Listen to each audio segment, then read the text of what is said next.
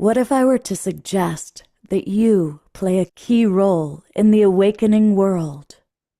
And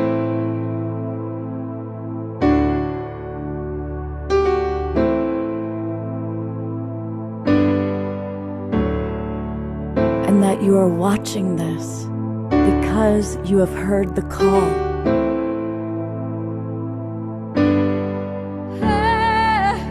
We can start right now by opening our hearts and minds.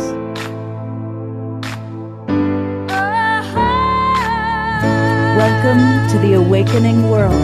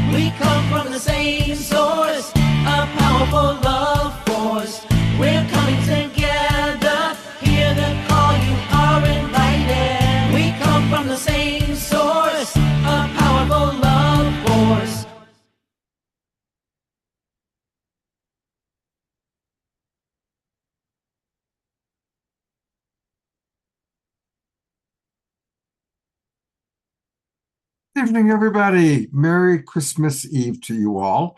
I'm Love Coach Scott Thomas, and welcome to the Awakening World. And it's Christmas Eve, a very, very sacred time. We're kind of in that period of the solstice, and we're going to learn a lot today about kind of the origins of Christmas as we know it. And I'm appreciating Neil Gaur, who did a full 2-hour program on it today. You're going to get the Global Peace Tribe condensed version.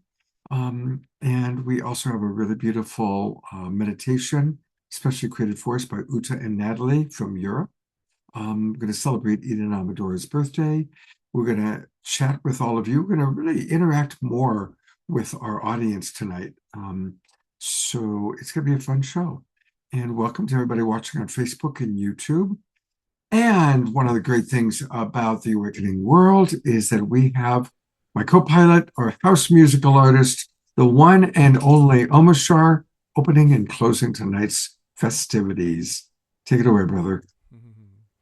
Yes, and happy holy days to everybody. Whatever your tradition may be, we are all one with each other in the heart. And here's a Christmas version of a song that I've sung several times across the years, but this is the Christmas version, and so let's check it out.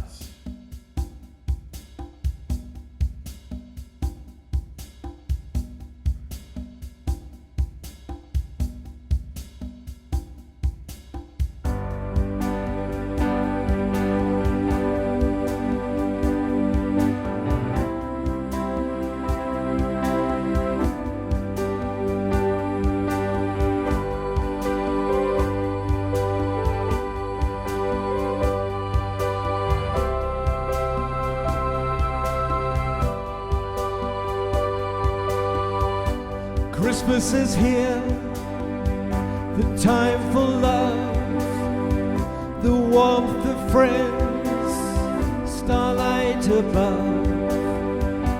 Open my heart, allow me to see the truth of life, the Christ in me. We are holy, holy, holy. We are holy, holy, holy. Holy, holy, holy, we are whole. We are holy, holy, holy. We are holy, holy, holy. We are holy, holy, holy. We are whole. The spirit of love, the gift of grace, our open hearts, the sacred space.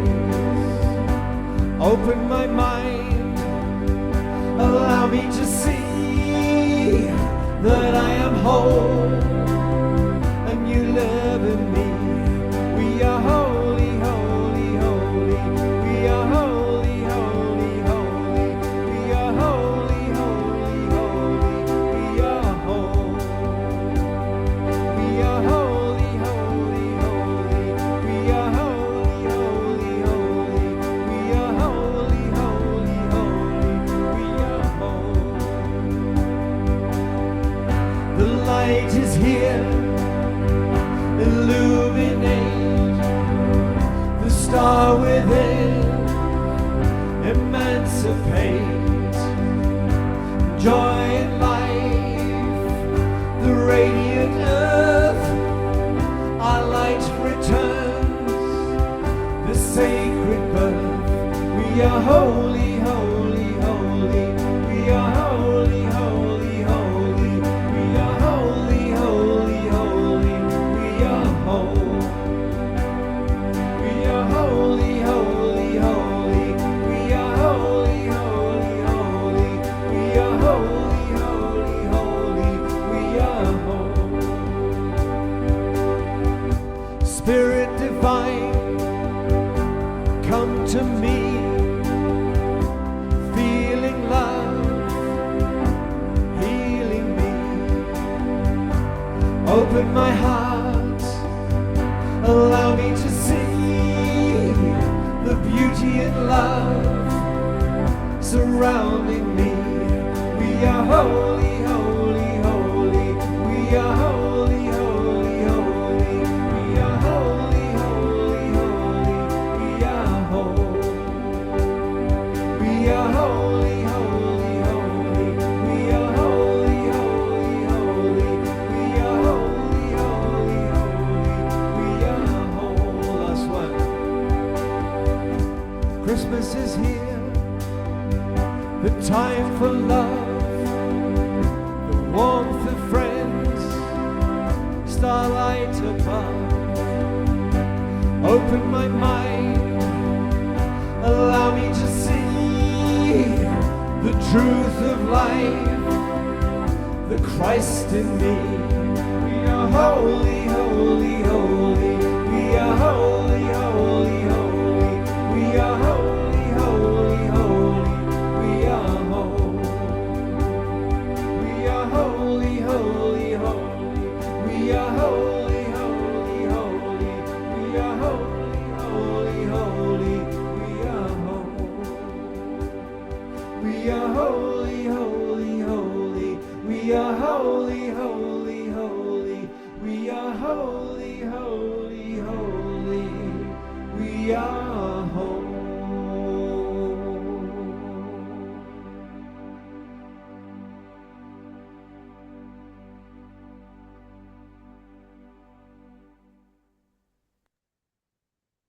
Let's send some holy, holy, holy love and appreciation to our beautiful brother Omashar. Thank you. Yeah, perfect song, perfect for us to play. Thank you. Well, I am, I didn't know how many people we would have tonight, because of course it is Christmas Eve and a lot of people have plans. So it's beautiful to see that about 2/3 of our normal audience. Usually we get about 50 on Wednesdays. We get about 75 on Saturdays. So it's good to see all of you. I am going to read the comments you've put in and call upon some of you to share, but we only have a little bit of time that Neil Gaur is with us. And some of you might have caught it earlier today. Neil did his annual program that he does, all about the history of how it went from a pagan set of worshiping and festivals and events into the Christmas that we know today. And it was a beautiful 2-hour program. And as I was watching, I was going, oh my God, this is like, I definitely want for my audience to know about it. So, Neil, here's what I've done. Yeah. What I'd love for you to do is to give us about a 10-minute version that takes us up to this. I know then you need to go be with your family, and I'll take over talking about, taking it over from, kind of the Romans become Christian and what Yeah. happened after that. But maybe you Okay. could share with us, like in about 10 minutes or so, kind of up to the Yes. point. That was the journey from the solstice to monotheism and the ancient Israelites up until um, the Christianization of Rome, I believe, Right, right? exactly. Okay. Yeah. So let's do it. So, hello, everybody. Good to be here with you. Thank you, Scott, for asking me to come on, brother. I really Oh, thank you appreciate it. for spending your Christmas Eve a little bit Oh, for with us. sure. Oh, I mean, this is And for my all the joy. This is research my you've done, passion right man. here. Yeah. This is what I get. I get so excited sharing this. So, here we go, guys. So the presentation I did today, every year, I've done it for 6 years now. It changes a little, but in the last 2 years, I've decided just to do more research. Whereas before, it was kind of like presentation I've done, I just pull it off the shelf and go ahead and do it. And it's interesting to know just how our understanding of history evolves. So many different angles. And so what I'm going to share with you is we're going to start out by talking about the gods of the solstice because that was a part of it, and we're going to quickly get into speaking about how monotheism even came about, right? So, as you guys know, December 21st was the solstice. It's actually a 3 day period that ends today. So, right now, this is the last day that ends. And what actually occurs during this time is that the sun is at its lowest ebb in the northern hemisphere, and it appears to be in the same position every single day without movement. So it goes down, down, down until it gets to the lowest ebb. And now we have the 3 days of darkness, the darkest days of year. And what the solstice truly represents is a resurrection of the light, or you could even put it in the terms of the light having triumph, being victorious over the darkness. After the sun seemingly to our ancient ancestors seemed like it was dying, going lower and lower and lower every single year, every single day, it then stops. And then, right when it's at its lowest point and the days of darkness are at its greatest, all of a sudden the light resurrects, right? So that's the connection to the solstice. That's also the connection to the resurrection, which is interesting to note how the resurrection actually is celebrated in March and how Yeshua's birthday is celebrated in December, even though it looks like Yeshua was probably born in March and the resurrection truly is represented now. It's that distortion, or it's the inversion, if you will. Some of the gods of the solstice I'm going to mention. We have Saturn. These are all gods that were celebrated during this time. Saturn from Saturnalia, Sol Invictus, Mithra. We have Alcylon from Greece. We have Amaterasu in Japan, Baldur in the Norse gods, Demeter for Greeks, Horus for the Egyptians. We have Krampus, who is the son of Hel, the lord of the underworld. And all these beings had a connection to the sun. So at this time, when we would be observing the sun, the deities and the gods, whether they were real or mythical or both, were really associated with this time of year and were given reverence to them. So it was truly a sun worshiping time of year, right? From the sun worshiping cults. There were ancient religions that were, before monotheism. You see ancient religions such as the Wiccan religion, the Celtic religions, Sumerian, you can't even call them religion, Sumerian ways of life, the Inca, the Vedic Hindu, the Aztec, the ancient Romans, the Canaanites. They had a pantheon of gods, and these gods were all represented by different celestial bodies, right? When we have the Celtic fates of the moon cults. We have the Incans that had the sun religions. We have the Canaanites that had the Venus religions. And then we have people like the Romans, even though they had Saturnalia and they had a Saturn worshiping religion, they also had Venus. They also had a sun god, right? So we see all these different ancient cultures having reverence and, I guess in some way, worshiping multiple celestial bodies. But then something occurred that shifted this into becoming monotheistic and a selection of one.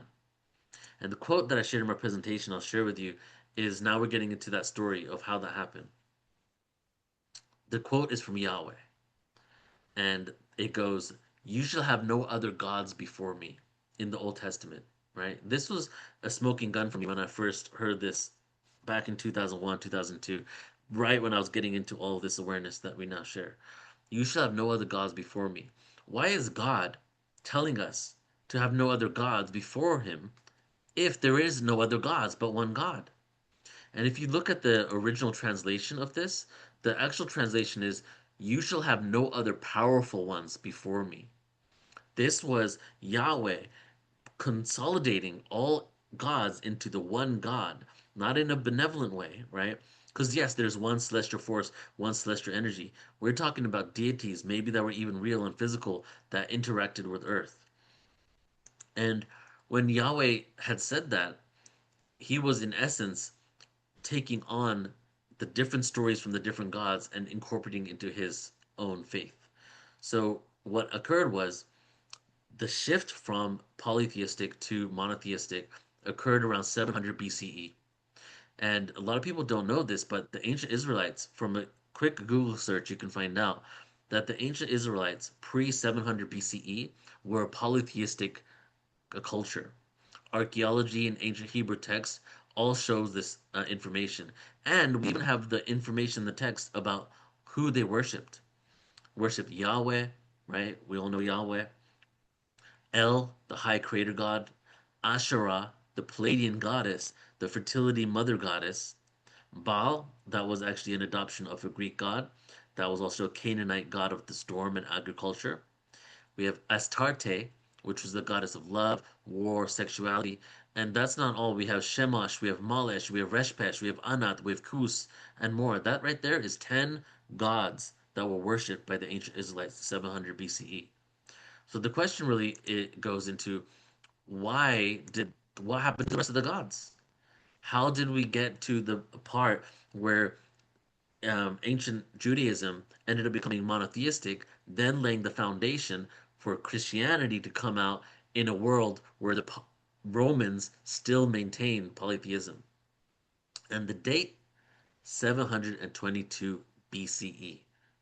What occurred was there was a conquest. The Assyrians. The Assyrians had a huge empire through the Middle East, through Asia Minor, all the way up into North India, bordering Kashmir. The Assyrians went into modern day Palestine slash Israel, and they basically conquered. However, there were 12 tribes of Israel still in Palestine at that time, and 11 of those tribes were actually at war with one of those tribes. That one tribe that was at war with the other 11 tribes hired the Assyrians to be mercenaries to go and actually fight the war against those 11 tribes for them. But the Assyrians betrayed them. The Assyrians went in and decided to take over the whole of modern Israel, or ancient Israel. And when they did that, they took that tribe that hired them and they relocated them to the other side of the Assyrian Empire, which was modern day Kashmir area, ancient Kashmir, where Kashmir is today.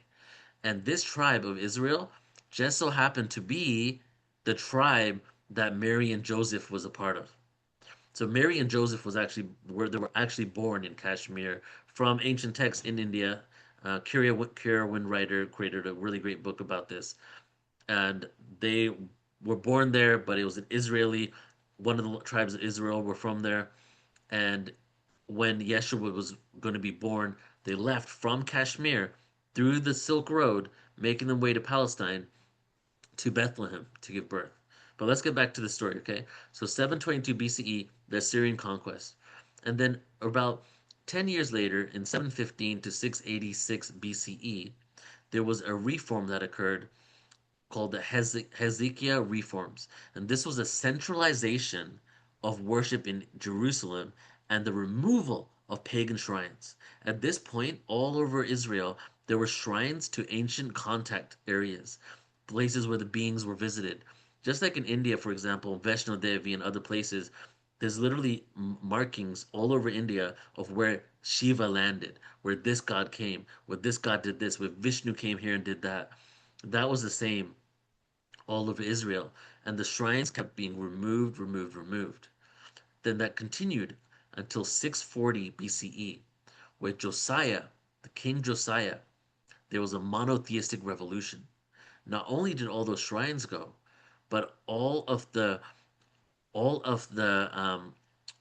it was completely outlawed to worship any of these gods anymore. So the shrines had been gone about a few decades before, and now Josiah in 640 BCE to 609 BCE made it illegal to worship any other God except for Yahweh.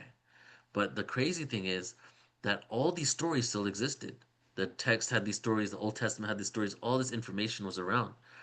And what they did was Josiah rewrote all the books.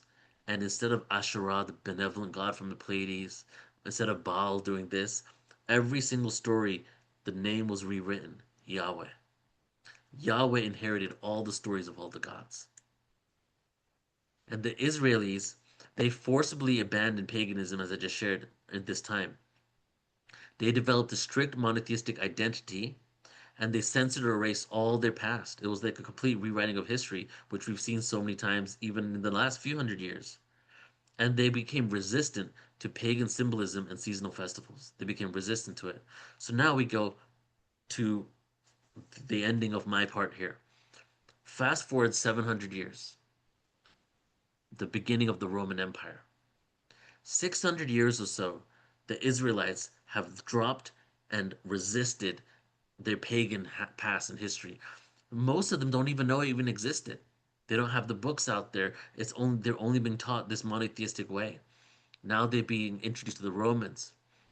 And the Romans, they obviously continued their pagan ways, but in some ways they went down a hedonistic, lustful kind of route rather than the nature spirits and the connection and the spiritual energy. So when the Israelites connected with the Romans and they witnessed these pagan ways, they had no connection to the ancient past, and it immediately created disgust in them. They remained deeply pagan. The Romans remained deeply pagan throughout the rise of Christianity. Even when Christianity became the part of Rome, they still remained deeply connected to the pagan roots. And their culture naturally merged with the Christian symbolism. So the Romans absorbed the pagan traditions into Christianity, and the Israelites rejected pagan traditions as forbidden. And that leads us up to the Romans becoming Christian. I'm so grateful for your sharing about this. And there was a story that you told today that made quite an impression. Talk about how hedonistic the Romans were. That one of the events that they would have once a year was switching roles with the slaves Yeah. and letting the slaves have one day to do whatever they wanted to do to their masters. Yeah. That must have been a That's very crazy. interesting day. Yeah, and that's Saturnalia. That's the connection to Saturn, the connection to why Satan came out of that, which was from the hedonistic ways. Also the Santa connection right there. And yeah, it's very interesting because it was representing a time of equality, but it was really a time for the slaves for reinforcement of slavery. So that the slaves had a few days to blow off the steam and take out all the anger and frustration on society, and then right when it was over, they go back to business as usual. A couple questions for you. Dr. Laura's asking, how do we know that Mary and Joseph were born in Kashmir? Yeah. And Omashar's asking, so were the Israelites um, the now current Jewish people? Okay, so the first question, if you get the book Isa, Son of the Sun, and then that's Kiara Winwriter's book. It's on Amazon. And if you look at the back, it has the glossary of all the text where it comes from. And the glossary consists of channeled information and ancient text from India. So this one comes from a text from around 700 AD from ancient India that tracked Yeshua's lineage. So this one isn't actually just from channeled information. It actually is from ancient texts about 1300 years ago. I forget the name of the text, but you can get that book or you can look up the glossary online and you can find out there. Excuse me. All right, and then the next question. The This is Israelites, yeah. this is a loaded question, to be quite honest. Were the Israelites now the Jewish people? In theory, yes, but the bloodlines aren't the same anymore. There were the Zionists, there were the ones that converted, there were the atheist Jews that also converted by name but never actually followed any of the spiritual rituals. So the modern day Jewish people, I don't know if it's really even possible to find out what the lineage is based on bloodlines. I don't even know if that really matters. And some people even say that the Ethiopian Christians, they were actually one of the tribes of Israel and they maintain more of the bloodline from there. Now, like the Jewish government, I would think they would go ahead and say yes, they are the descendants of those people. But if you really look back at our like just our history and what happened with the conversions that occurred afterwards, I don't know if you can really track anybody based on if they were an original Israelite. Right. A couple things I wanted to riff on, and I know you need to go back to your family in a moment, but you had mentioned in today's program just the difference between the Old Testament energy, which is very much about Yahweh, or you could also call him Jehovah, who's this angry God Hmm. who's like punishing all over the place, and then the New Testament, which brings in more of the influence of Yeshua, Yeah, Jesus, which is much more loving, much more towards compassion, and so it is really interesting. And then to recognize that for the majority of Jews, they don't relate to the New Testament. mm, They're just in the Old Testament, that kind of angry Jehovah God. yeah, Um, and the other thing I wanted to mention is my understanding is that when Christianity was forming, there were two sects. There was you said the Ethiopian sect, also known as the Essenes, who totally believed that Yeshua was here he was a model for us to be. yeah, And the Essenes were primarily vegetarian, they were, or pescatarian. Um, and they're very peaceful, they were very loving, and they were very meditative. But then the other sect that grew out of Rome were converted Romans who had yeah, that romantic conquer the world sense. And at a certain point, the Romans who had become Christians basically wiped out the Essenes and yeah, established the Catholic Church with that same romantic take over the world mentality, which has led to, the colonialism, that took place all around the world. yeah, exactly. Yeah.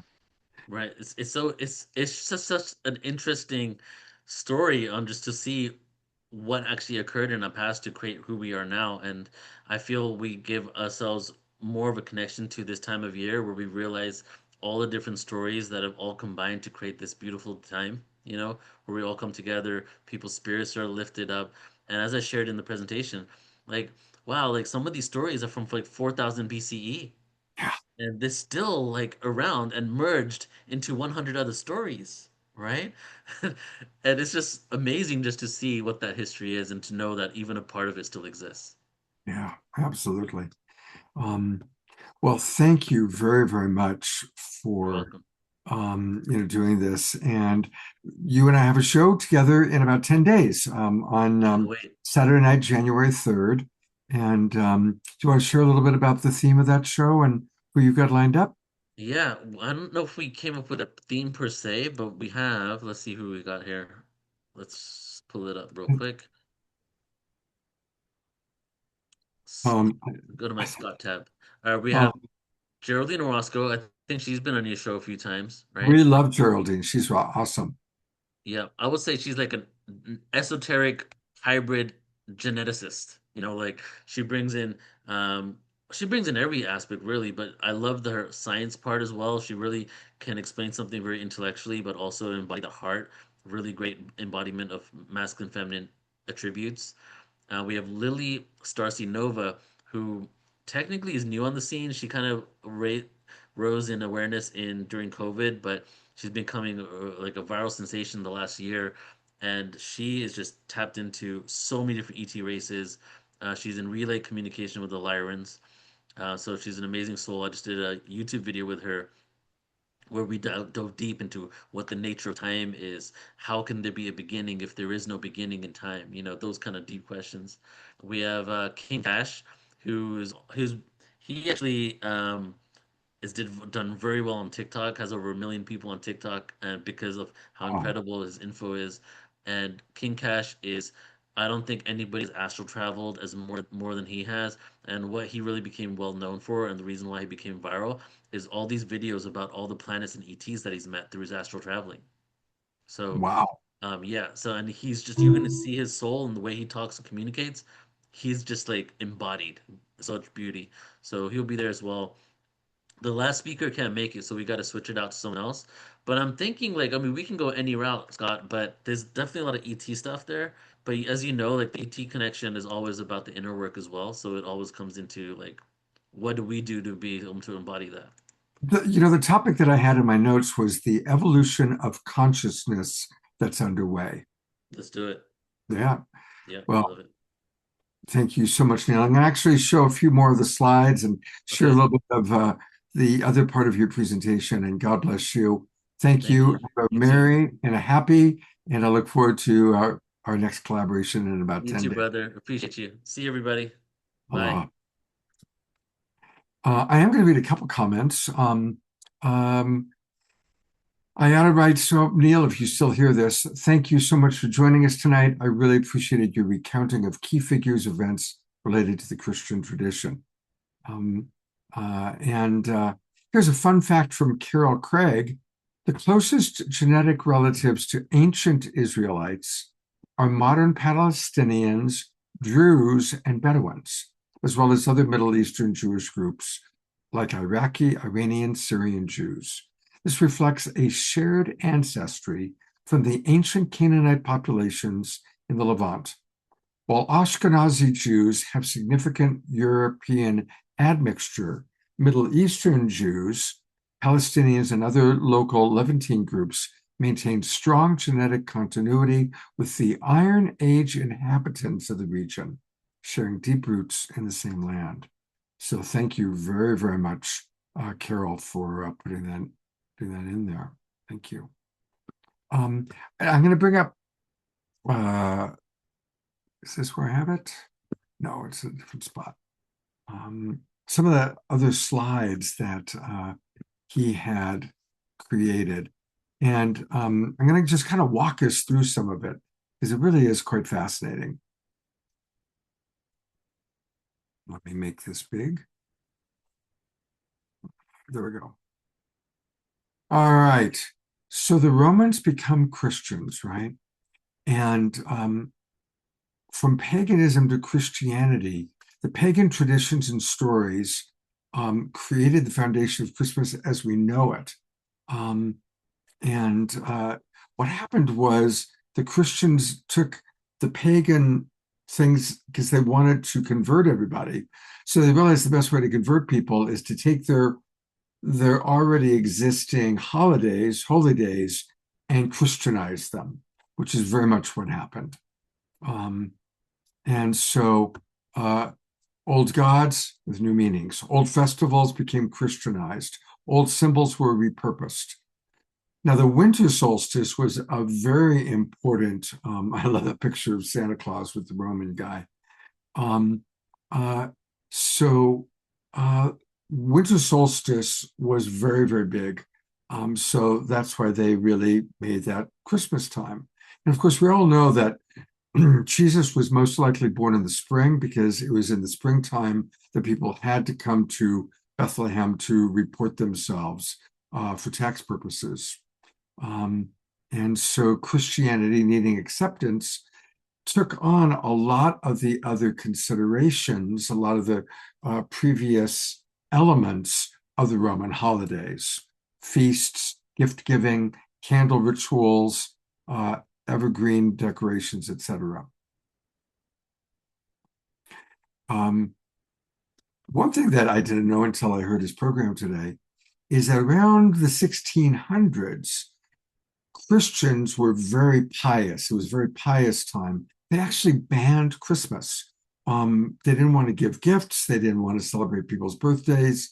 They were back in the old kind of, it's an angry God and we have to be very, very humble and pure to the point of, really, and look at this old sign, offenders fined for celebrating Christmas. So that's something. And that kind of leads to the time of the Puritans. Now, this was interesting. The origin of mistletoe.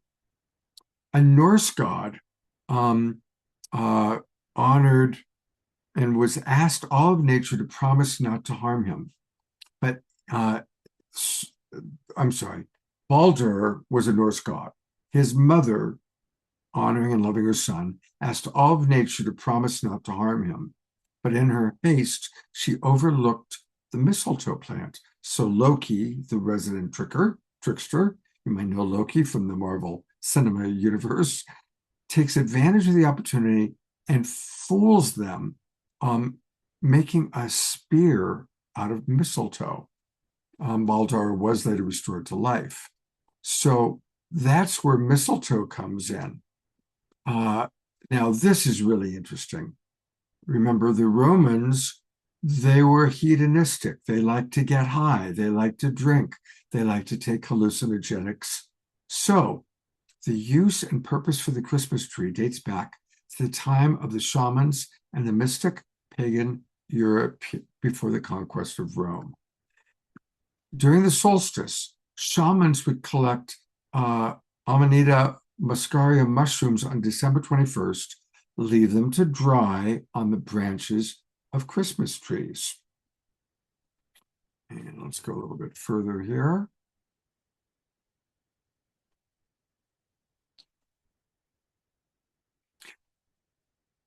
And so mushrooms, and if you take a look, he mentioned about the Smurfs. And what's kind of interesting is the Smurfs, they all live in this little mushroom house, right? The houses look like mushrooms, and they pick mushrooms. And in many ways, Santa Claus is a combination of different elements, including giving out mushrooms, right? So that's kind of interesting. Tree of Life and Christ consciousness. Again, originally the Christmas tree was supposed to represent, and the lights were supposed to represent our different chakras. There's a whole thing that he went into that was around that. Getting pissed came from. Get this one. I'm glad I happened to overhear that. The term getting pissed, which is kind of British for getting drunk. Back in the day, the shamans would drink deer urine along with mushrooms, and the high of the fungi got them high. So the shaman and other members of the tribe would drink the snow with the deer's urine. And this is the origin of the phrase getting pissed. It originally was implying drinking urine from an animal or from a person who had consumed hallucinogenic mushrooms. Rudolph began as a deer that ingested mushrooms, which is what gave him the red nose. He was also a flying reindeer. Isn't it amazing how it all has evolved into, our current, what we know? Is the deepest part of all of the presentation. What I'll do is I'm going to go in and let him play this part because it's really interesting. You need not look any further than Santa Claus to really go deep into the connection to paganism. Santa, the original Santa, was the shaman collecting the mushrooms. Wizard Merlin's hat, shaman hat. Mushrooms were the ornaments and the gifts spread to the village. The reindeers were the way of transportation for the mushrooms in his big sack. The original Santa was commonly depicted as more of a gnome-like little man, often skinny and a little scary. But wait, there is more. Yes, Stephanie's saying that Amanita loses some of their poison when ingested by animals. It's not as toxic. I think I had a slide on that. I took a slide out, but yes, that is so true.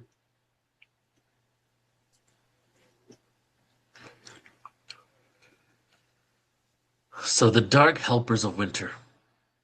Before Santa Claus became a gift giver, we know and we love.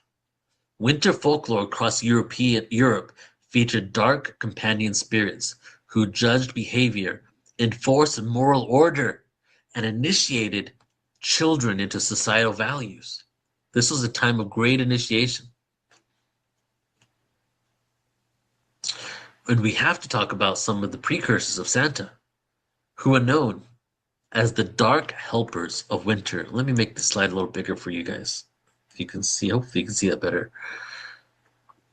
We have Krampus, Alpine regions, Austria, Bavaria, Balsnickel, Germanic, Pennsylvania Dutch, Hans Trapp, Alsace, France, Germany, Perchta, Frau Holy, Alpine, and also Germanic regions. And this was their role. This was their role.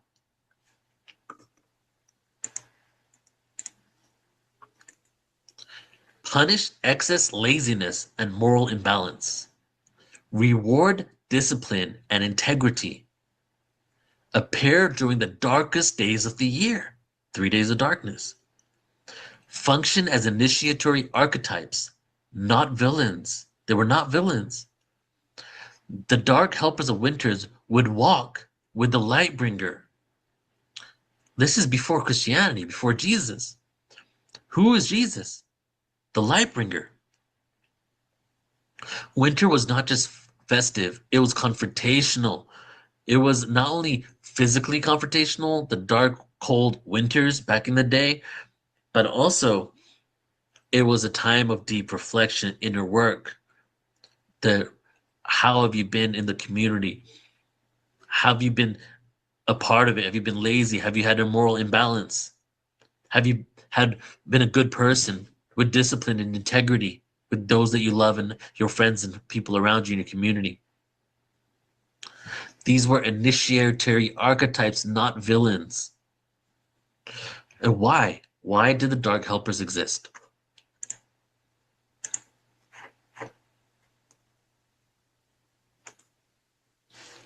These dark helpers, this was a psychological initiation and shadow integration time of year. They were not evil, they were necessary. The shadow self, the Jungian archetype. Consequences of imbalance. If you live a life of imbalance, these things can happen to you. Natural law during scarcity and darkness.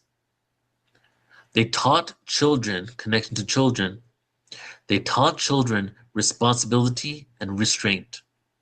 They reinforced community ethics. They prepared society for hardship and survival.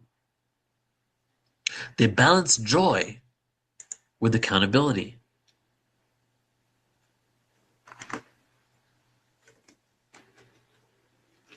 And then, of course,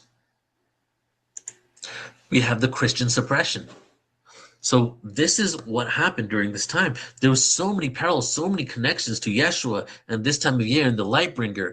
But then the Christians started making some changes when they adopted this holiday. The dark helpers were demonized. The fear-based morality replaced initiation.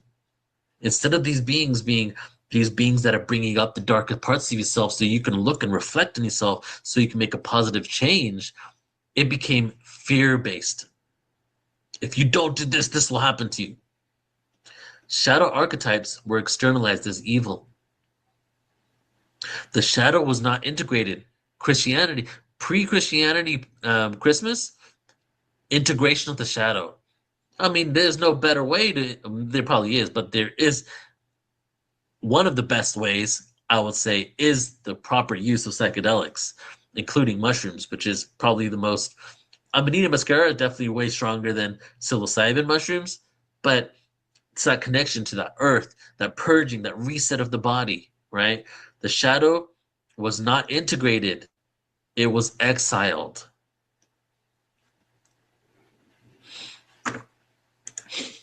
And then the wild hunt. More beings now, right? So we spoke here about the dark helpers. And then the wild hunt. Those were some people. We spoke about 3 or 4 individuals there. We got Krampus, Belsnickel, Handstrap, Percha, Frau Holly, right? And then there was also the wild hunt. The spirits who ride the winter sky. The spirits who ride the winter sky. Some leaders of the hunt. Odin, Norse and Germanic. Odin and Woden, Norse and Germanic. Hey! Hey, I'm doing a webinar. Come here. Hold on. I gotta take a little pause. Come here. And it accepted the Evergreen Direct. Gonna fast forward because he spent a little bit of time with his little guy. So we're gonna go through Pre-Christianity, Chris. Let me check in with all of you, just see how this is going. Is this interesting to people? And maybe give thumbs ups. I'm going to go to gallery view. If this is interesting to people, give thumbs up. I'm seeing thumbs ups, and I'm some. It looks like a couple people are tuned out, but okay. All right, let me fast forward to after his little. I think it's his nephew comes charging in there. So let me go back to me, and let me go back to.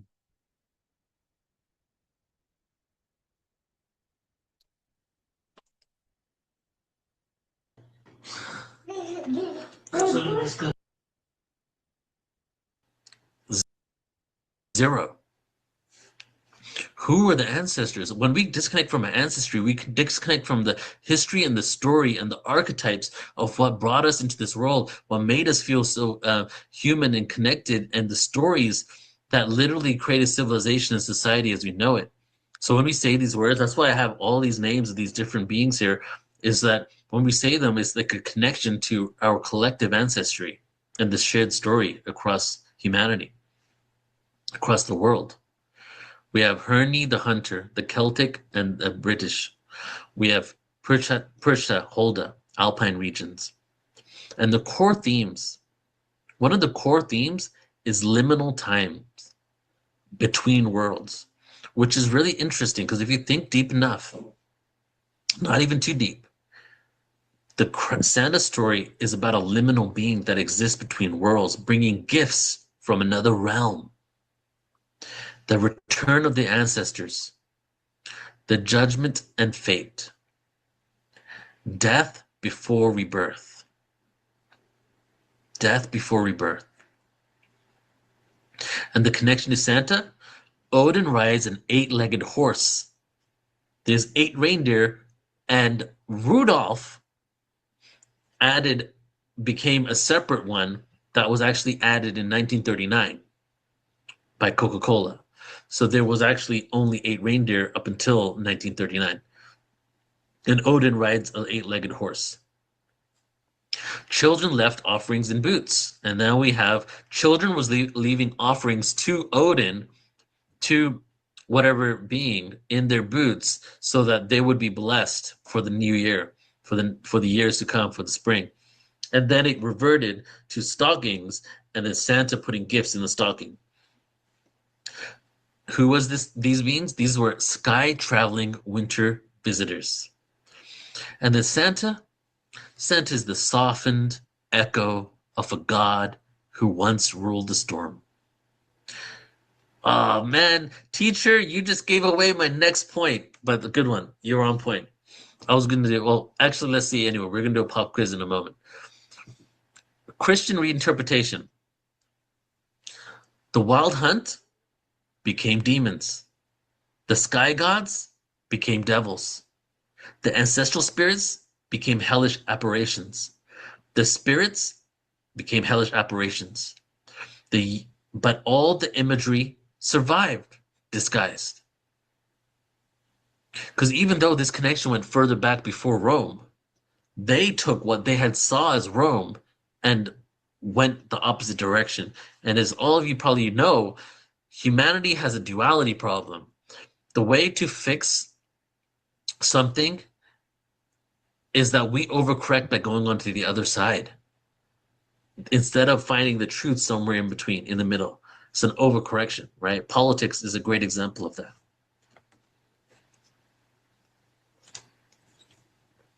Now, Krampus, he was the son of Hel, the Norse god of the underworld. With the spread of Christianity, Krampus became associated with Christmas, despite efforts by the Catholic Church to ban him. Krampus is central in European folklore, particularly in alpine regions. He is often depicted as being horned, anthropomorphic creature, contrasting with the benevolent figure of Saint Nicholas. Contrast. In traditional folklore, Krampus is said to accompany Saint Nicholas during Christmas season. While Saint Nicholas rewards well-behaved, he punishes that. So it's like the duality of the two both walk together. Now, I love detours. And I couldn't do this presentation many years ago without thinking, is there a connection to the elemental world here? The elemental kingdom? Especially because when we look at the whole Middle Earth kind of reality, Harry Potter, Lord of the Rings, we look at the shamans and the wizards and the mushrooms at those times, the gnomes, the connection to gnomes, the reindeer, it has this very elemental feel to it. So who are these elemental beings? There are 4 categories of elementals, which are gnomes, undines, sylphs, and salamanders. These correspond to the 4 elements: earth, water, air, and fire. The concept of elementals draws from several much older traditions in mythology religion. Common threads can be found in folklore, animism, and anthropomorphism. I'm going to actually move us forward a little bit because we've got all sorts of other things to do tonight. But here it is, just coming to Santa Claus. Santa, guys, is not a lie. He is an ancient memory encoded in myth. An ancient memory coded in myth. Wow, isn't it amazing how this story for thousands of years ago still exists in such a predominant, beautiful level? Well, I guess that's relative, but still exists in such a strong way without the soul of it. We disconnected from that part, but the stories are still there. He is an ancient memory encoded in myth.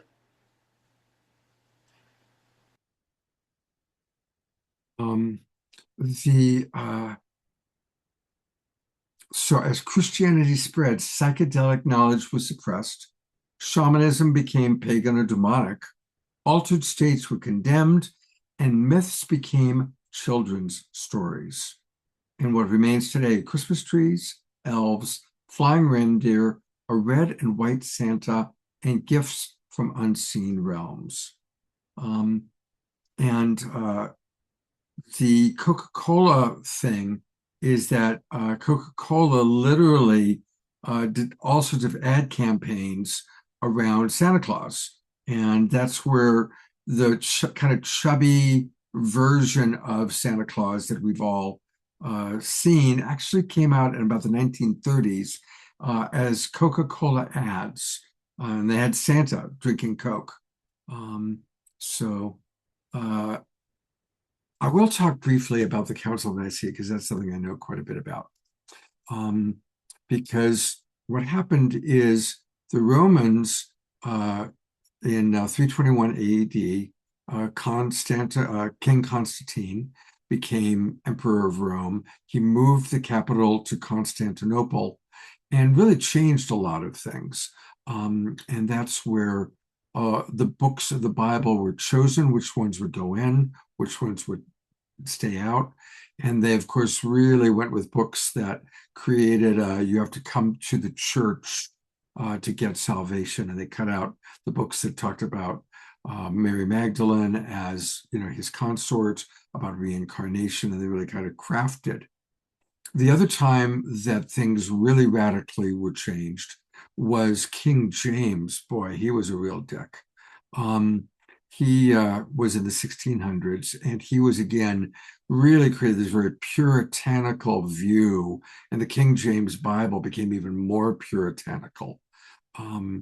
He also had a whole history of destroying anything pagan, anything that was outside of the structured, you need to come through the church to receive salvation.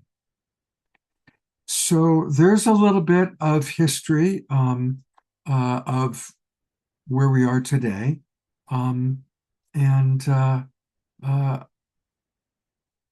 Yes, Neil's show is available on YouTube. In fact, that's where I was playing it. So what I will do is I will put the link into the chat box right now. So you can watch his entire show. It's 2 hours long at this link. There we go. I had it right. I could hear my grandmother rolling over in her grave, hearing Scott say, King James was a real dick. Well, he was. You don't hear me say that too often, but anyway, all right. How's everybody doing? I hope we're having fun. We are going to do something a little bit unique right now. So today is Eden Amadora's birthday. She wasn't able to be with us because she's actually with her family, her mom and her dad and her relatives, celebrating her birthday today and, of course, Christmas tomorrow. And she does not know that we're doing what we're about to do. So I'm going to play one of the wonderful songs that she has done, how she's doing this new album and, she plays her song and she dances to it. While we're watching Eden and her magnificent ability to just light us all up, I would love for you to all put into the chat box happy birthday, messages, anything around how Eden has impacted your life, what you appreciate about her. I will then copy all of your chat and I will send it to Eden tonight or tomorrow. So how does that sound? Does that sound like fun? Yeah? Okay. So here we go. I pulled up actually one of my favorite Eden videos. Whoops. Oh, let's go back to the beginning though. We don't need YouTube. So there we go. Let's try this again. You're going to need original sound on, Scott, because it's cutting out the sound. Yeah. Thank you for letting me know. Yeah, for some reason, it's bringing up Apple TV. There we go. All right. And let me switch to original sound on. There we go. All right. Here we go with Eden. And I look forward to seeing what you all write in the chat box because we all love Eden.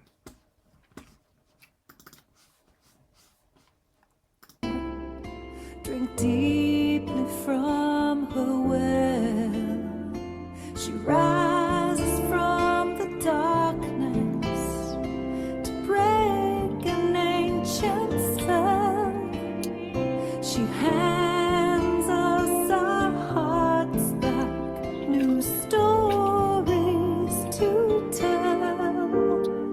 She rises, she rises, she rises. She rises,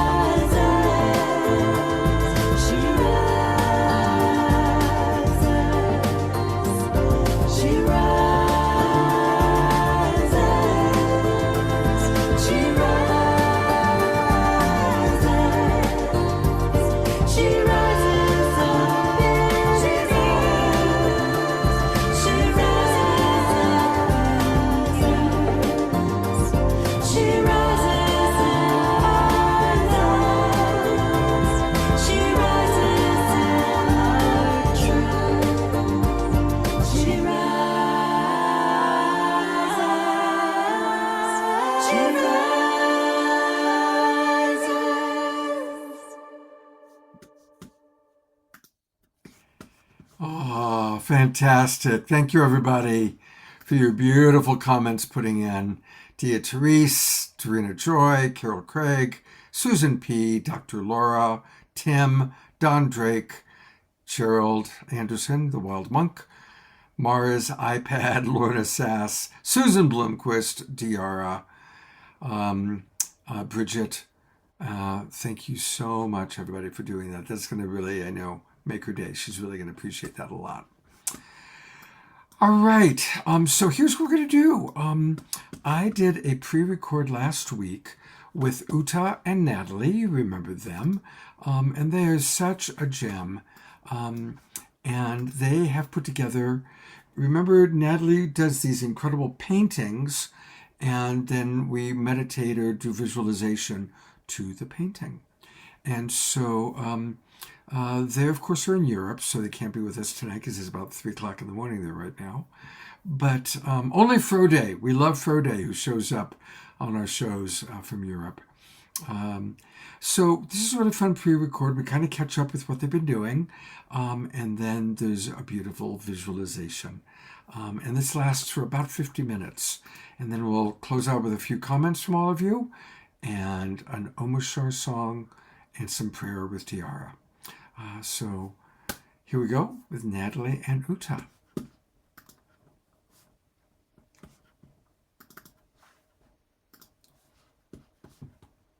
I am so excited. I get to be with two of our favorite people. Many of you know Uta and Natalie. But for those of you watching on Facebook and YouTube, or those of you who are new to the Awakening World, I'm going to let them share with you a little bit about their amazing story of how they came together, what they're creating, which is extraordinary. I've been deeply impacted by their work, and I know many of the people in our Zoom room have as well. And for those of you in the audience who have worked with Uta and Natalie, pop it in the chat box, okay? Of course, we're recording this because they're in Europe, so when I'm playing this on today, December 24th, they will probably be fast asleep because it's right in the middle of the night for them. So that's why we're pre-recording. And I'm wondering, Uta, if you'd maybe start by sharing a little bit about what you were telling me about your children and how that actually started this journey for you. I will go into it very quickly because this is the beginning of my spiritual journey, actually. I was grown up with spiritual parents, but I lost a little bit my spiritual path when I went to the university. I was quite in my mind. Of course, it's part of the university, and I got quite early children. I have 3 children, and 2 of them, they have a DNA defect, and the medical world is saying that it's not easy for them to get old.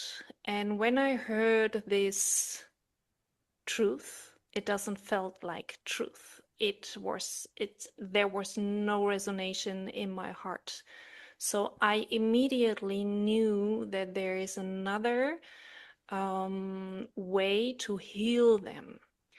And then I went deep into the healings, and during my journey, and also during the journey with Natalie, and we will explain it later, that we discovered a path of enlightenment.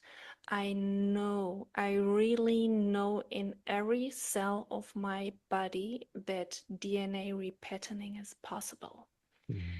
And I'm not attached to the health of my children anymore.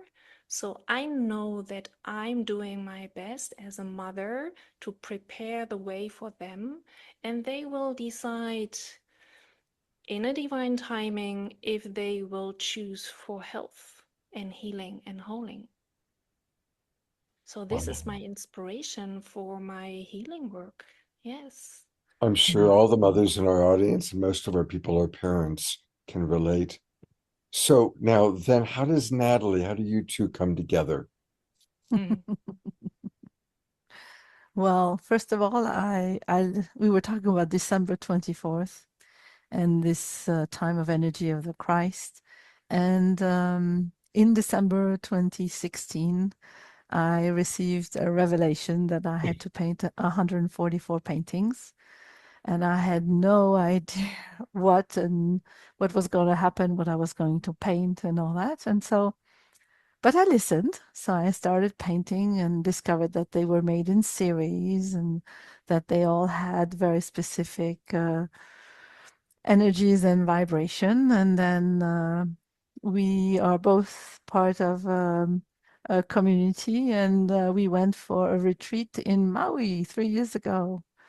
And Also in there, December. yes, also in December. So it's for New Year. And we connected and we realized that we were going to get together to start this journey. And we thought that it was only going to be around the reproduction of the paintings or the selling of the original artwork. And then all of a sudden, December last year,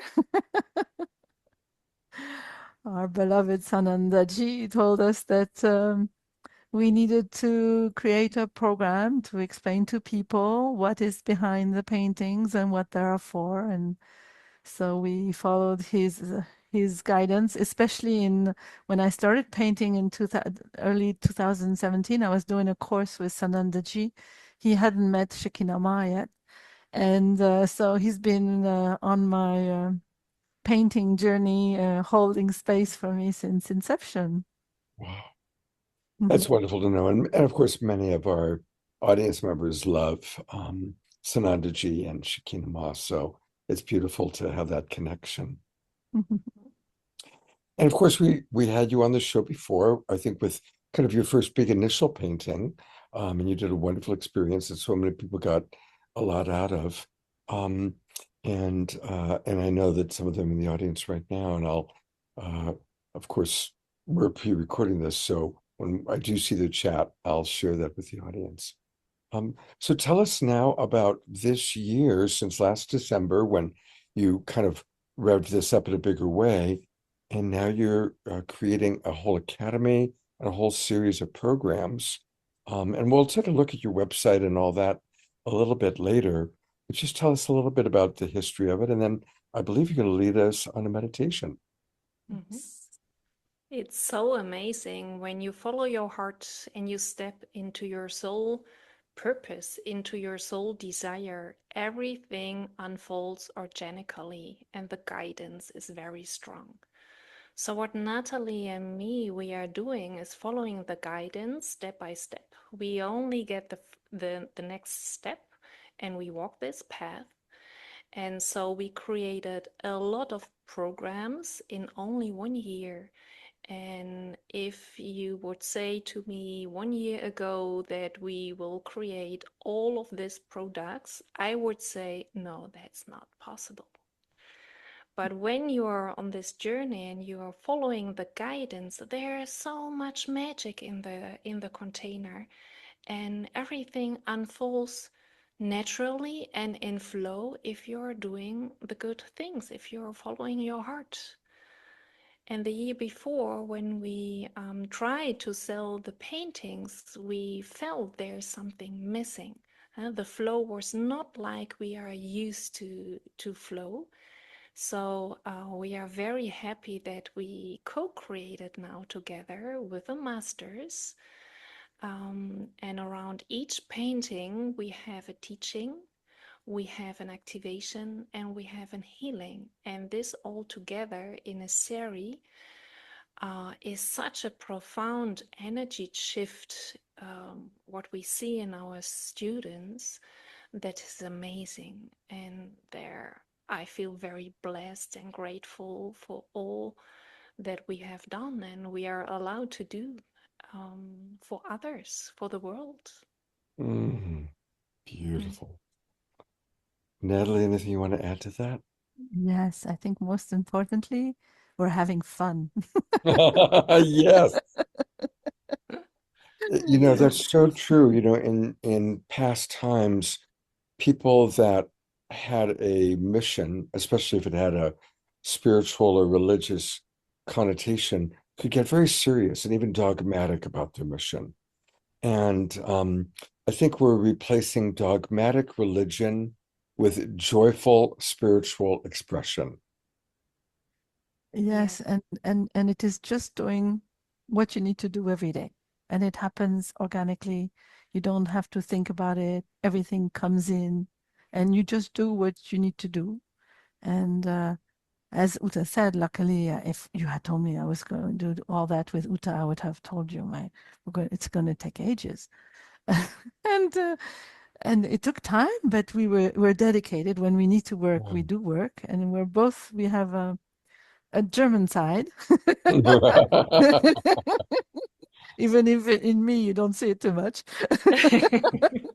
But my mother is Swiss German, so we very structured, and we have yeah, we're focused. Yeah. Mhm. Yeah. And we do a lot of nice things. We travel a lot together. Mm. So this year we had the calling to go to Manchester.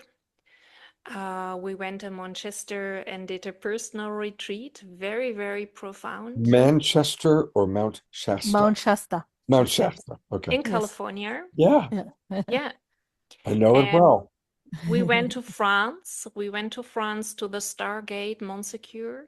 Oh, you did. Wonderful. Yes. And we did some activations there. We got a lot of downloads there. And just a few weeks ago, we went to Glastonbury, to Avebury, and to Stonehenge. Oh, And went there to the Stargate, of course, but also to other very energetic, important signs. And Natalie received the next 13 paintings. So wow. we follow our intuition, not knowing what is there, why we are going there. We have an idea. It's all about spirituality and remembrance of our old lifetimes and gifts. Mm. And yeah, now Natalie received the next series of the painting. Yeah, because I have another 33 to go before I finish Oh my. this collection of 144. And I thought I was going to take ages. And I was all surprised when all of a sudden they started coming in Avebury. I was very surprised. I don't know when I'll be able to draw them because between, the moment where the energy starts activating, I have to embody it. And once I embody it, then I can start painting it. So sometimes time for the masters is irrelevant. So I don't know when I will be painting them, but they started coming in. And it is a council of ascension. I was very surprised, but yes, 12. I'm so touched by where you've been. And I just have to say, since you mentioned Avebury, I've been to that area, southern England, many times for crop circle season. And I've come to believe that the tourists go to Stonehenge, but the big power is in Avebury. I confirm. Yeah. Definitely. Yeah. And before my wife passed away, there's in Avebury, there's this little Airbnb. It's only got two rooms with the rent up. We stayed there and then we'd walk out in the morning and hang out with the stones. And literally from that space, you could walk right to where the stone circle is. And yeah, so you bring back that wonderful memory for me. And of I'm very course, happy. that's where you would get the download that you received. That's amazing. Of course. For all of our friends watching in the chat box, put if you've been to Glastonbury, if you've been to Avebury, um, and any of the experiences you've had. So, wow. So, are we going to be seeing one of your new paintings, or is it the one behind you, perhaps, during the meditation? The one behind we're going to be working, it's one of the Ascended Masters. Okay. The name of this painting is Sananda. Sananda, for those that don't know, is the higher self of Jesus Christ. So it holds all the encodements for the opening of the heart. Mm. And so since we are Christmas Eve, then we thought it was most appropriate to bring in Sananda, and Sananda ji will be very happy. Yeah, Because he absolutely. did start all this, so he gets to be honored also. I'll send him this recording so that he can watch You're it. too sweet. Yeah, yeah, We absolutely. love them so much. Yeah, me too. Me too. Well, shall we get started? Yes, Yeah, with All right, pleasure. I'm going to exit, but I will be right here watching and participating. you And want to start with the meditation, right? Meditation. Yes, yes. Good. Mhm. Do we have some music, Scott? I have not lined up music. If you have music that you want to play, I can pause for a moment if you need time to set that up. Hmm. We can do it also without music. Okay. I have a music, but Put the music. yeah. I'm gonna hide myself because it's better if they only see the painting. Okay, and I'm going to spotlight the painting then. But I Yes, think I can't play the music and the audience will hear it, huh?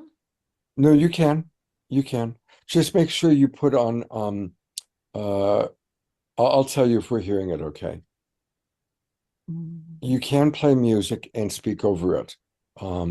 If you but it's if you have it behind you. Mhm. And while she's getting set up, I invite everybody just to start looking at this exquisite, beautiful painting. Wow.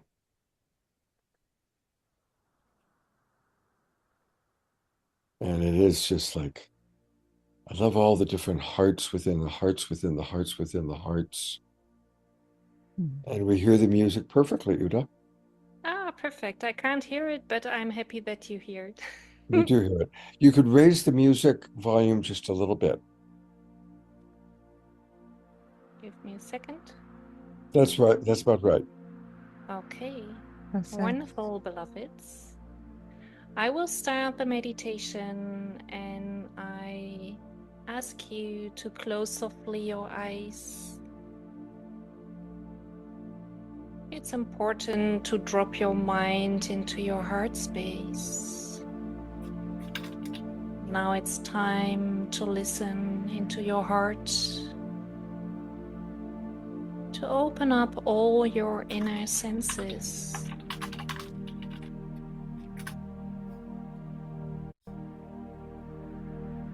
Imagine that there is a flame inside of your heart.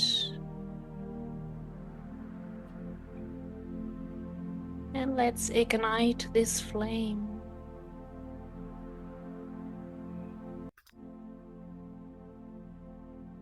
Golden light is all around your heart. Your heart even open more and more, like a lotus flower.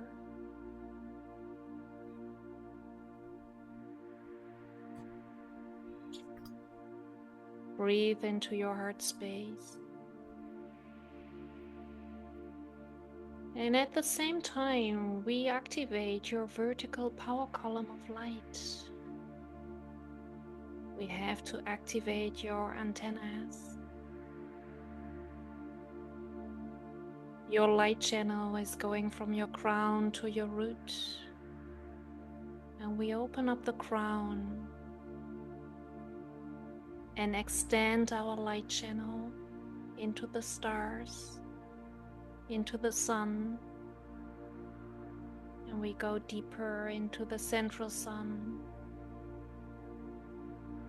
the source of all creation. We invite you to connect with the Christ consciousness. And breathe this energy into your crown chakra, downwards into your heart. Feel the codes dropping down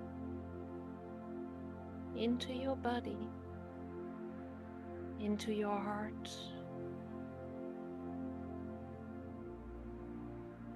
And now it's important that you are rooted and connected to the core of Mother Gaia. So we follow our light channel into the root chakra. We go downwards through your earth star, just beneath your feet. Go through all the different layers of Mother Gaia into the crystalline iron nickel core, this magnetic core of Mother Gaia. Bring in the light codes from the Christ consciousness into the core of Mother Gaia. And feel at the same time the gratitude and the love coming from the heart of Mother Gaia.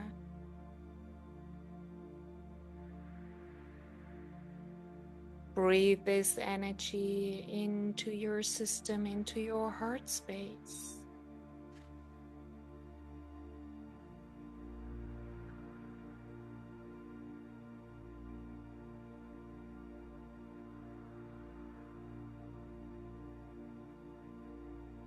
And open your eyes.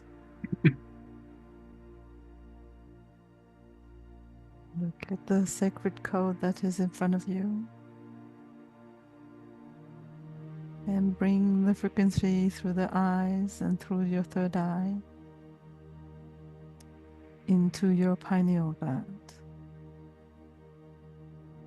in the middle of your brain. Allow the glyphs, the codes, the colors, the rays, the frequency to pour through your eyes and your third eye, activating your pineal gland as you claim your divinity. Breathe it in as we call in Master Sananda, activating the divine remembrance.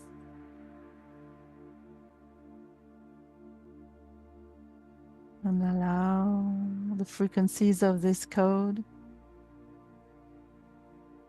to illuminate and activate your divine column of light all the way into the core of Mother Earth.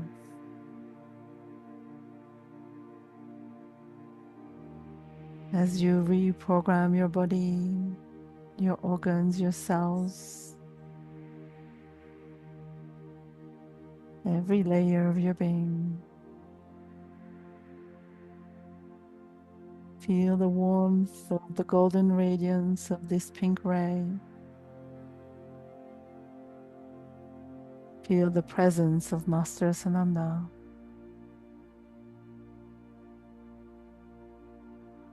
As he approaches your field with infinite tenderness, compassion, and love.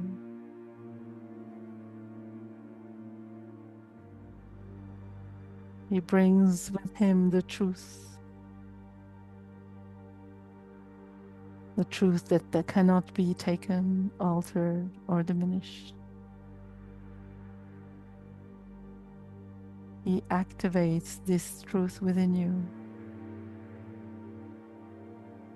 inviting you to surrender to your light within. Please close your eyes and center yourself.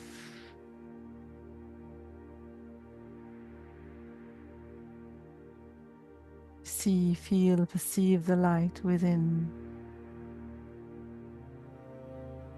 And allow all resistances to fall away.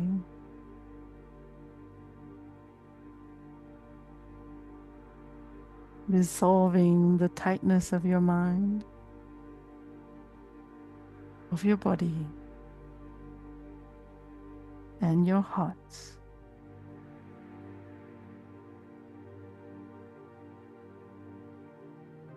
Feel your inner light expanding from your heart and your physical heart, like the sun, illuminating all shadows with compassion.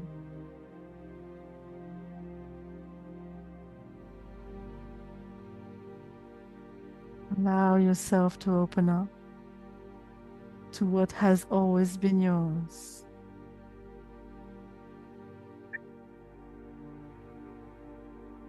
And observe your pillar of pure golden light descending through your spine.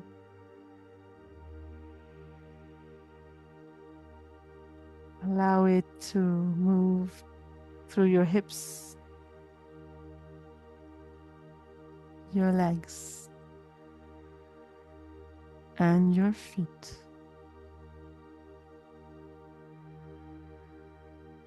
Through all the layers of the earth, deep into the crystalline heart of the earth.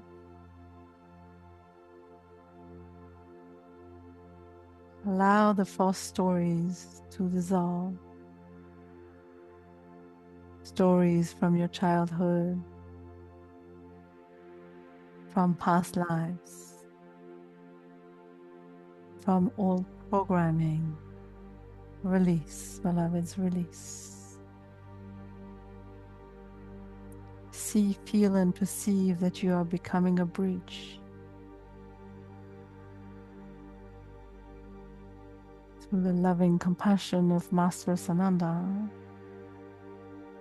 Heaven is flowing through the earth,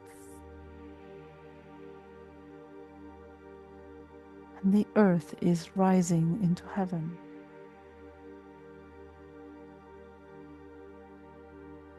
Anchoring your divinity simply by being here.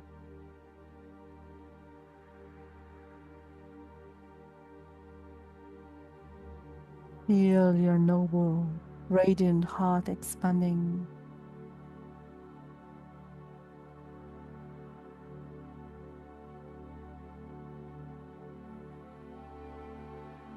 Allow the heart of the divine human to radiate all around you.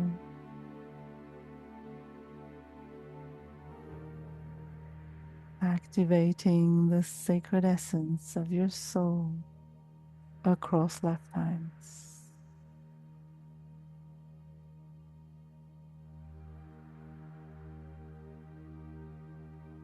Becoming steady, wise, pure. Your noble heart is your compass. Trust it now.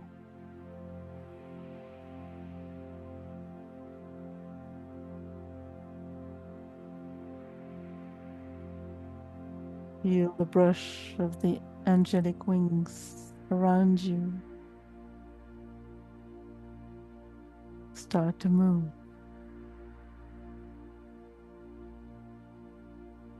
Feel the angels in your energetic field.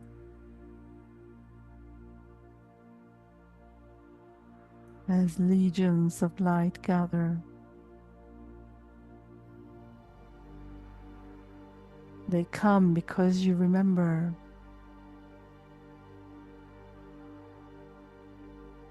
They honor you. They protect you. They surround you with frequencies of grace.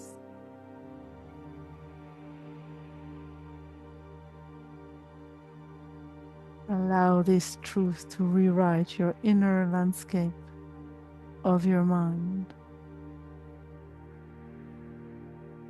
Feel this energy enter your body.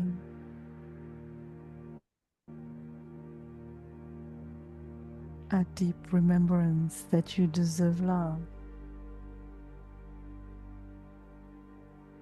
You deserve peace. You deserve connection. You deserve the blessings. There is nothing to earn. Divinity is your birthright.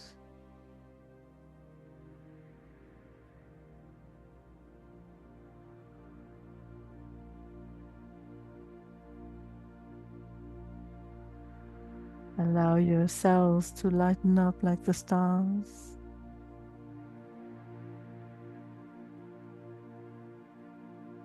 Allow your soul to expand into its full radiance.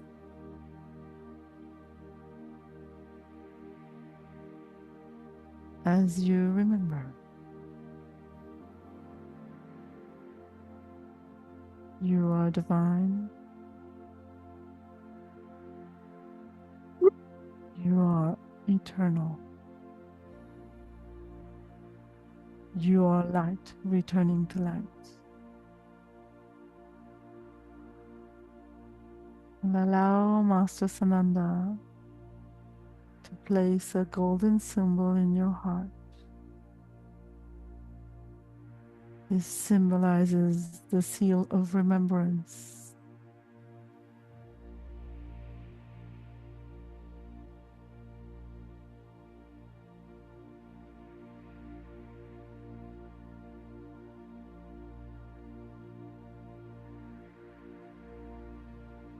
Anchor,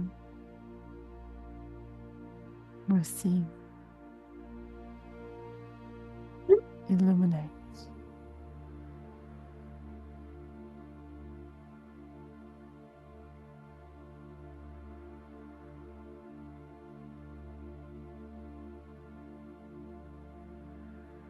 And through the expansive expression of your heart,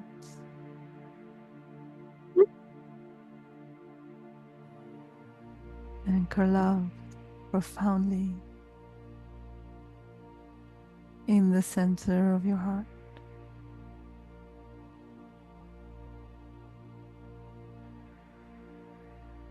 So you may shine. Love all around you.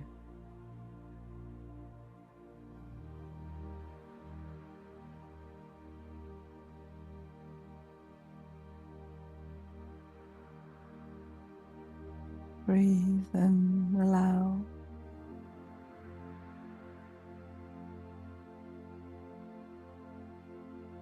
Observing your heart radiating like the sun.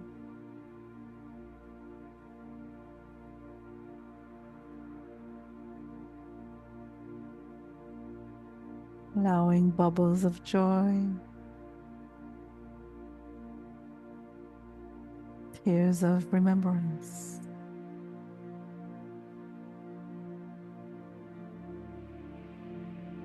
Open your hearts.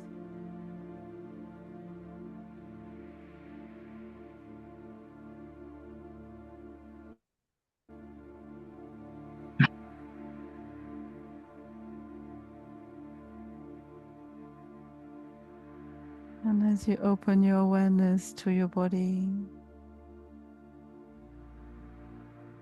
you carry this activation, this remembrance, this truth.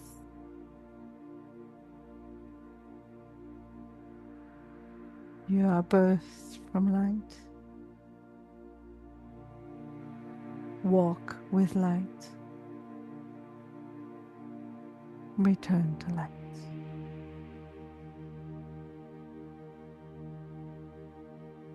As the light lives within you now, fully awakened. And so it is.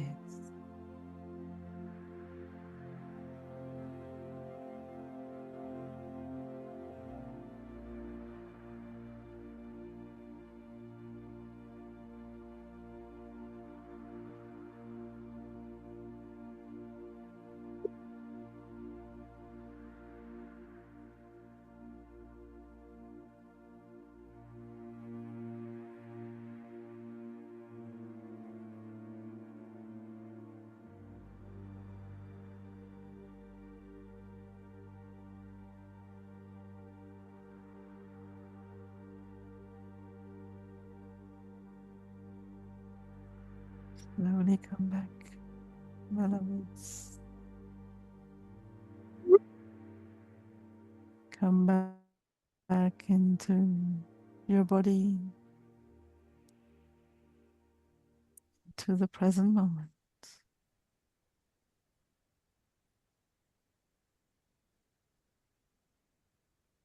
Allowing love to be the answer to all. Mm. Mhm.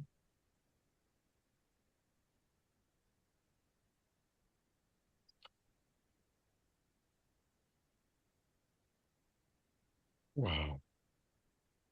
You can start moving your body as we come back here in the now. Thank you, Master Sananda. Thank you, Sananda ji. That So, was amazing. I mean, I'm going to play that a lot. I start my morning with meditations, and this is definitely going to be my new big one to start the day with. Hey, everybody, this is the live me, just quite similar to that me. Yeah, so just want to kind of drop in and see how people's experiences have been. So maybe take a look and read what's going on in the chat box. Well, thank you, Carol, for putting that in there. And what a wonderful picture of Carol. How much fun. Yay. Yeah, it is a really beautiful meditation, isn't it? And I've made a edit of it, or I should say Connie and Andrews made an edit for us, which you'll find in our Global Peace Tribe YouTube channel. And, everybody, please remember that I put a lot of energy into that YouTube channel. It's got all of our shows.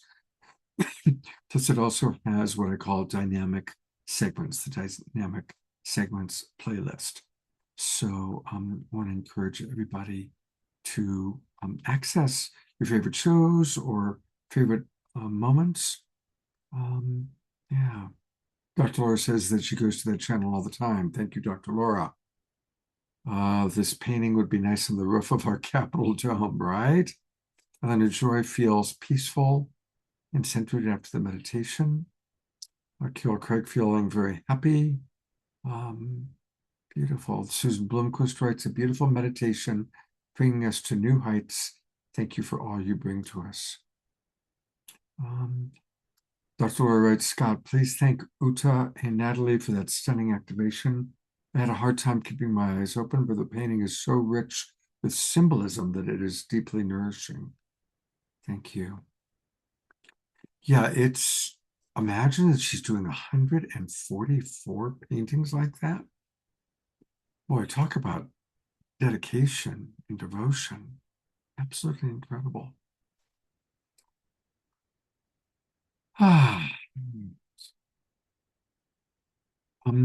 We're going to be doing a little bit of promotion in the future. Uta and Natalie are planning some retreats, and they also are planning a beautiful series of events, which I'll share a little bit more about. But I think it's about time for us. Let's actually do the prayer and then Omashar song, because we're all in kind of a soft space. So let's do that. Desiree is with her family today, not available with us. So I'm turning things over to Diara.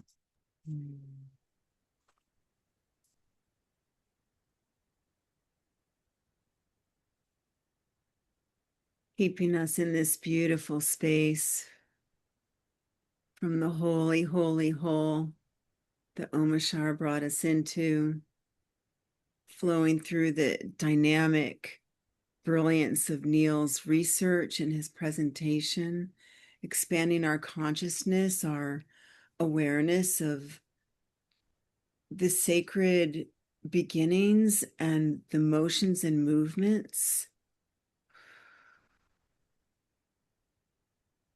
And then into this beautiful space of this activation, this cellular activation, we're sending this love and this level of consciousness out to the entire planet and beyond, that all those receive what they're capable of receiving, what they're willing to receive, known or unknown. Maybe they feel it like a beautiful breeze or light coming into a dark room. We share the love and the knowing that we get to experience together here with the entire collective and beyond.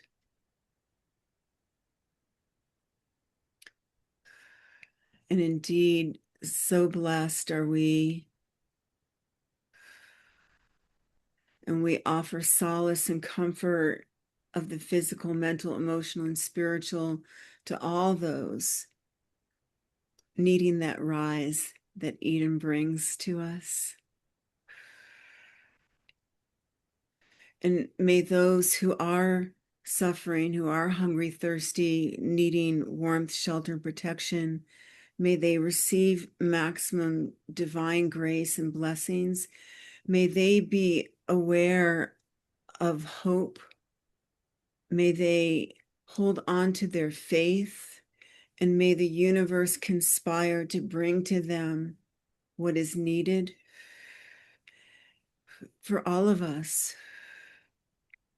Whether it's love or food or joy or play or work, all of it. And during these sacred times when so many are celebrating festivals of light, festivals of darkness, may all beings be able to express their beliefs in ways that are authentic to themselves and leave room for others to have their authenticity as well. May we learn as human beings how to do that, how to hold space for all of it, for all of us. We know this can be done.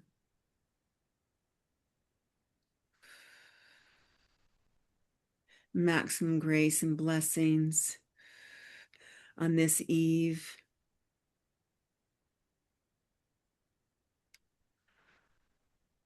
And so much gratitude for our family, this beautiful global peace tribe.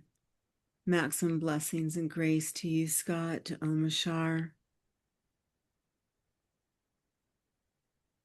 And we give great thanks and say, so it is. Yeah. Omashar, anything you'd like to add into the prayer circle? Gratitude to us all, and let us see this season for what it truly is. It's the Christ light returning and shining through the hearts of us all. And Santa is real. I knew that. And someone used to tell me that Jesus is a mushroom, and now I know why. There you go. So, Merry Christmas to everybody, and the spirit of this time is what truly matters. And the fact that we are together gathering, that which we're being entertained by, let's say, is not so important as that we are gathering together, and the field that we have created through this amazing global peace tribe. So thank you. Thank you, Scott. Thank you, Diara. Thank you, everybody who's on this call, who we've grown to love and to know. And it's amazing how 4 or 5 years it has taken us to get to know each other more deeply, because we just get to know each other in micro doses. And thank you for enriching my life. I do church 2 or 3 times a week, and it's the Awakening World. It has become our church, absolutely. Yeah. I have a slightly personal prayer just for people to hold the vision. Tomorrow, Kristen is flying out from New York to Reno. And so maximum grace for her travel. She flies actually near you. I'm sure she flies from New York to Colorado to Denver, then from Denver to Reno. So blessings for maximum grace and ease for her travel. And I've got to drive up over Donner Pass, which gets snowed in, to pick her up. So may there be ease. Right now, there's a pretty big snowstorm. It's supposed to lighten up just in time for me, hopefully, to get up there, pick her up, and bring her back. So hold that vision for us, that it all goes smoothly. And then on Friday night, we're having a birthday party for any of you that are in the Bay Area. You're all welcome. Piper's coming. Hallelujah Anasuya is coming. Of course, Kristen and I will be there. Katrina is hosting a little dinner party on Friday night. And there's a possibility Diara might make it down. So, and any of you in the Bay Area, you're all welcome to join us. If you need details, just send me a text message. All right. That's the end of the announcements for now. And we're going to close out in the most wonderful way. And, I want to publicly make an apology. I know many of you were on the show Monday night, and it was a great show. Those of you who missed it, we had a special edition of Making Contact. And it was really hearing fascinating stories from people who have had profound experiences with non-human intelligence, ETs, angels. It was really fascinating. And Alan kept saying, we got to keep it to 2 hours. You got to keep it to 2 hours. We started the show at 5 o'clock early. And I figured, well, if he wants to keep it to 2 hours, okay, I can schedule a client at 8 o'clock. Well, of course, the show ended up going on and on and on. And we were just ready to close it up and go to Omashar for a closing song when Alan said, oh, I got to show this little video of Steven Spielberg, which opened up the rabbit hole to all of that. And at literally 7:58, I said, I'm sorry, guys, we got to end this. And we didn't get our closing song from Omashar. The next morning, I woke up, and the first thing I thought was, oh, my God, I failed Omashar because he prepares these amazing songs for us. So I want to publicly, again, apologize to you, brother. Even though you already had forgiven me, I want you to know. You were forgiven before you were born, brother. But thank you. The truth is, not the truth. We get to see more and more of the reality of who we are as human beings through our interactions.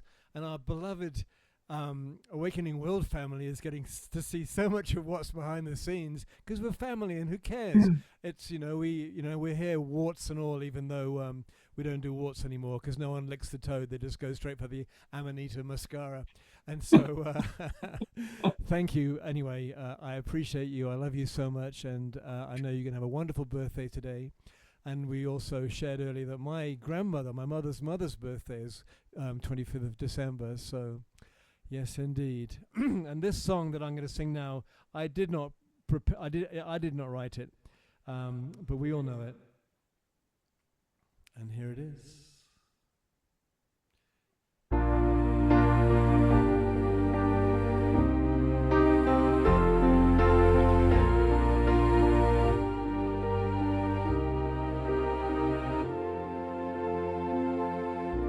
Have yourself a merry little Christmas. Let your heart be light. From now on, our troubles will be out of sight.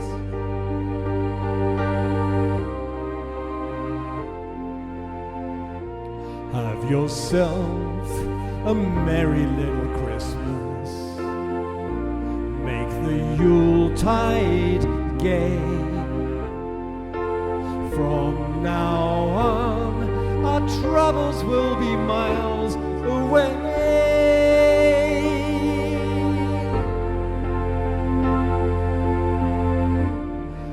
Here we are as in olden days, happy golden days of yore. Faithful friends who are dear to us, gather near to us once more. Through the years, we all will be together, if the fates allow. a shining star upon the highest bough.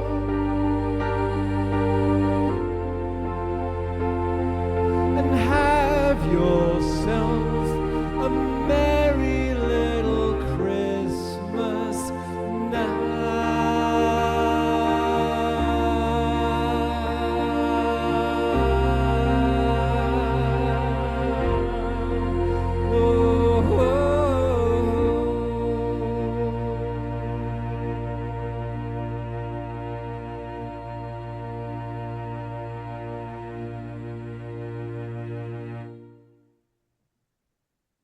Absolutely my favorite rendition ever of that song. Hearing it from beloved Omashar and seeing some of your faces, absolutely a wonderful, wonderful kick start to Christmas Eve. So Merry Christmas Eve, everybody. We will be back on Saturday night with co-host Kristen Hoffman sitting by my side right here. Good Lord granting. And have a wonderful few days, and we'll look forward to seeing all of you on Saturday night. And we've got some fun things planned for that evening as well. Take care, everybody, and good night.